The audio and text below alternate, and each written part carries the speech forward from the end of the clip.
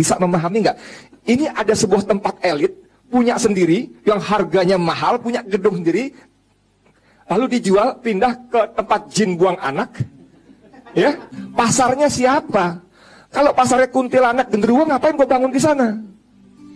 Nggak ada. Nih, sampai tinggal di mana Om Azam? Tinggal di mana? Di mana Jakartanya? Mana mau dia tinggal Gunung Sari, pindah ke Kalimantan Penajam sana untuk beli rumah di sana? Gua mau jadi warga ibu kota baru, mana mau? Banyak monyet. Banyak monyet. Profil Edi Mulyadi kini ditahan dan terancam penjara 10 tahun terkait dugaan kasus ujaran kebencian. Senin, tanggal 31 Januari tahun 2022 pukul 21.48 waktu Indonesia Barat. Edi Mulyadi memenuhi pemeriksaan polisi atas dugaan kasus ujaran kebencian di Bareskrim Polri, Jakarta. Senin, tanggal 31 Januari tahun 2022. Ronione Official pegiat di media sosial, Edi Mulyadi menjadi tersangka dalam kasus dugaan ujaran kebencian. Senin, tanggal 31 Januari tahun 2022. Bahkan Edi Mulyadi langsung ditahan oleh penyidik Bareskrim Polri setelah menjalani pemeriksaan sejak pukul 10 pagi tadi. Ex-calon anggota legislatif, Caleg, dari PKS tersebut akan ditahan selama 20 hari ke depan. Penahanan Edi Mulyadi itu disampaikan Karopenmas Divisi Humas Polri, Brigjen Ahmad Ramadan dalam konferensi pers di Mabes Polri, Senin, tanggal 31 Januari tahun 2022. Penetapan sebagai tersangka ini berdasar hasil pemeriksaan Edi Mulyadi sebagai saksi lalu dilakukan gelar perkara. Lantas, siapakah Edi Mulyadi dan kasus apa yang menjeratnya? Edi Mulyadi merupakan seorang wartawan senior. Ia pernah terjun ke dunia politik dan bergabung dengan Partai Keadilan Sejahtera, PKS. Dalam pemilu legislatif Pileg 2019, Edi Mulyadi mencalonkan diri sebagai anggota DPR RI. Ia maju dari daerah pemilihan, Dapil, Jakarta 3 meliputi Jakarta Barat, Jakarta Utara, dan Kepulauan Seribu. Namun Edi Mulyadi gagal ke Senayan karena hanya meraup 7.416 suara. Saat ini, Edi Mulyadi tidak lagi berada di PKS. Seperti dikatakan jubir PKS Ahmad Mabruri, setelah proses pemilu usai hingga kini, Edi Mulyadi tidak aktif di struktur level manapun dan bukan pejabat struktur PKS. Namun, ia membenarkan, Edi Mulyadi pernah menjadi caleg PKS pada pemilu 2019. Yang bersangkutan pernah jadi caleg pada 2019 lalu tapi setelah itu tidak aktif di kepengurusan PKS, kata Mabruri saat dikonfirmasi. Senin, tanggal 24 Januari tahun 2022. Aktif di YouTube, jurnalis senior, Edi Mulyadi, istimewa. Sementara itu, Edi Mulyadi terpantau aktif di kanal YouTube.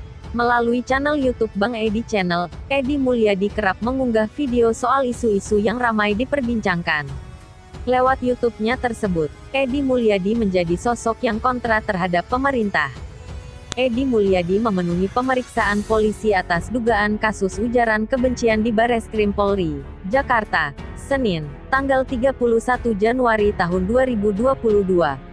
Kanal YouTube milik Edi Mulyadi kini memiliki 214.000 subscriber dengan jumlah video lebih dari 700 video. Kina Kalimantan, jurnalis Edi Mulyadi is. Diketahui, nama Edi Mulyadi menjadi sorotan setelah mengeluarkan sejumlah pernyataan kontroversial lewat sebuah video yang viral. Pernyataan kontroversial yang dilontarkan Edi Mulyadi terkait lokasi ibu kota negara yang baru, yaitu Kalimantan. Edi Mulyadi menyebut lokasi ibu kota negara sebagai tempat jin membuang anak.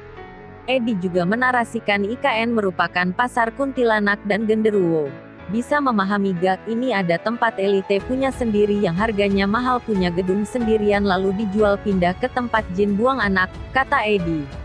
Sontak saja, pernyataan Edi Mulyadi itu menuai kecaman dari sejumlah kalangan dan membuatnya dilaporkan ke kepolisian.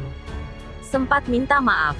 Edi Mulyadi, baju kuning, saat menyampaikan permintaan maaf terkait ucapannya yaitu Kalimantan tempat jin buang anak di kanal YouTube-nya, Bang Edi Channel, tangkap layar dari kanal YouTube Edi Mulyadi.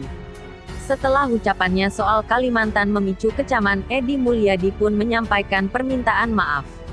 Menurutnya, tempat jin buang anak adalah istilah yang merujuk pada tempat yang jauh.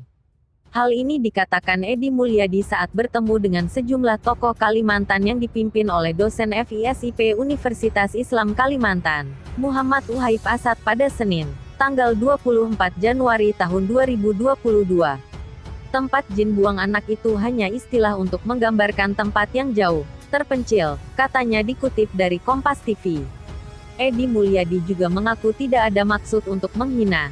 Permohonan maaf juga disampaikan Edi Mulyadi lewat video di kanal YouTube-nya. Dalam permintaan maafnya, Edi Mulyadi juga mengibaratkan Monas dan Bumi Serpong Damai yang dianggapnya sangat jauh dari tempat lainnya. Jangankan Kalimantan, dulu Monas itu disebut tempat jin buang anak, yang maksudnya untuk menggambarkan tempat yang jauh. Selain itu juga dapat dicontohkan seperti BSD. Itu pada era tahun 1980 sampai tahun 1990-an termasuk tempat jin buang anak. Tapi bagaimanapun jika teman di Kalimantan merasa terganggu, saya minta maaf, kata Edi. Ia juga menegaskan pernyataannya tersebut bukanlah bermaksud menghina atau menyudutkan. Jadi istilah tempat jin buang anak itu bukan untuk menyudutkan. Jadi sekali lagi, konteks jin buang anak dalam pernyataan itu adalah untuk menggambarkan tempat jauh, bukan untuk mendiskreditkan pihak tertentu, tegasnya. Alasan penahanan, laporan demi laporan terkait Edi Mulyadi diterima polisi di sejumlah daerah. Hingga akhirnya Bareskrim Polri mengambil alih semua laporan yang ada untuk diusut. Sebelumnya, Bareskrim Polri memanggil Edi Mulyadi, tapi yang bersangkutan tidak hadir alias mangkir pada Jumat, tanggal 28 Januari tahun 2022. Polisi kembali memanggil Edi Mulyadi hari ini dan melakukan pemeriksaan selama 6 jam. Penyidik pun melakukan gelar perkara untuk menetapkan status Edi Mulyadi sebagai tersangka. Setelah ditetapkan tersangka, Edi Mulyadi langsung ditahan karena dikhawatirkan menghilangkan alat bukti serta melarikan diri. Penahanan dilakukan mulai hari ini sampai 20 hari ke depan, ucap Brigjen Ahmad Ramadan. Dalam kasus ini penyidik memeriksa total 55 orang saksi, terdiri dari 37 saksi dan 18 ahli, di antaranya ahli bahasa, pidana, IT, medsos, digital forensik dan antropologi. Akun YouTube milik Edi Mulyadi kemudian menjadi barang bukti dan disita. Terancam hukuman 10 tahun penjara. Edi Mulyadi dijerat dengan pasal berlapis terkait kasus ujaran kebencian. Ia pun terancam hukuman 10 tahun penjara. Ancaman masing-masing pasal ada, tapi ancamannya 10 tahun, kata Brigjen Ahmad Ramadan. Dalam kasus tersebut, Ramadan menjelaskan, Edi Mulyadi disangka melanggar pasal terkait ujaran kebencian hingga penyebaran berita bohong alias hoaks. Hal itu termaktub dalam pasal 45A ayat 2. Jo pasal 28 ayat 2 UU ITE.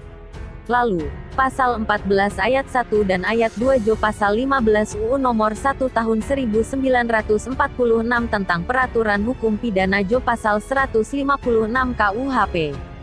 Setiap orang yang dengan sengaja dan tanpa hak menyebarkan informasi yang ditujukan untuk menimbulkan rasa kebencian atau permusuhan individu dan atau kelompok masyarakat tertentu berdasarkan suku, agama, ras dan antar golongan, jelas Ramadan.